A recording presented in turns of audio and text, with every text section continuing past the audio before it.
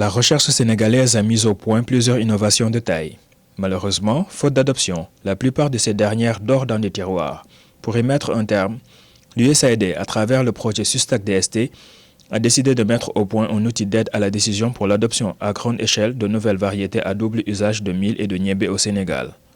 Il y a eu beaucoup d'innovations qui ont été mises au point au niveau du Sénégal et même dans la sous-région. Mais le problème qu'on constate, c'est qu'effectivement la mise en œuvre, l'adoption pose problème.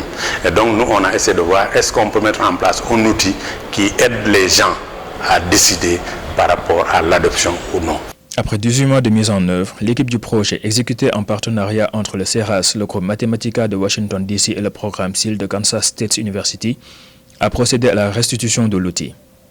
À un moment donné, la nourriture des animaux pose un gros problème.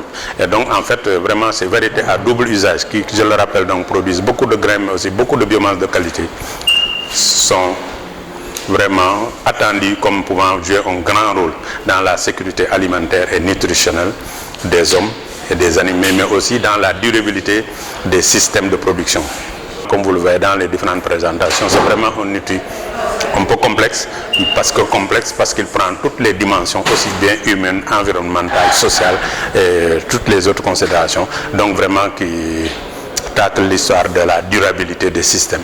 Et donc vraiment c'est un outil. Nous avons travaillé pendant 18 mois pour la mise en œuvre et aujourd'hui nous pensons que vraiment l'ISRA va disposer d'un outil d'aide à la décision pour faciliter la dissémination de ces variétés à double usage qui, de notre point de vue, vraiment constituent l'avenir pour des pays sahéliens comme le nôtre. À la lumière de leurs nombreux avantages, les producteurs gagneraient à adopter ces variétés à double usage qui sont l'avenir de notre pays. So we are from Mathematica, economists from Mathematica, and we are here to present.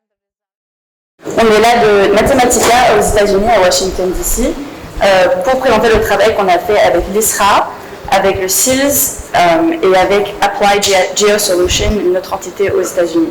Et donc on est là pour expliquer qu'il est important de regarder les résultats, non seulement du côté agronomique, mais aussi de tous les aspects qui peuvent être affectés.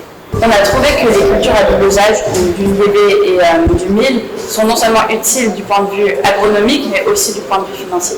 Par contre, ça réduit les bénéfices en gaz à effet de serre. Cela dit, ceci peut être mitigé par l'utilisation de la régénération naturellement assistée, donc la RNA. Nous laissons ici l'outil d'aide à la décision pour l'agriculture durable, et c'est un outil qui pourrait être utilisé par l'ISRA et d'autres entités pour prendre ces décisions à long terme et capturer tous les différents effets que peuvent avoir les décisions agricoles.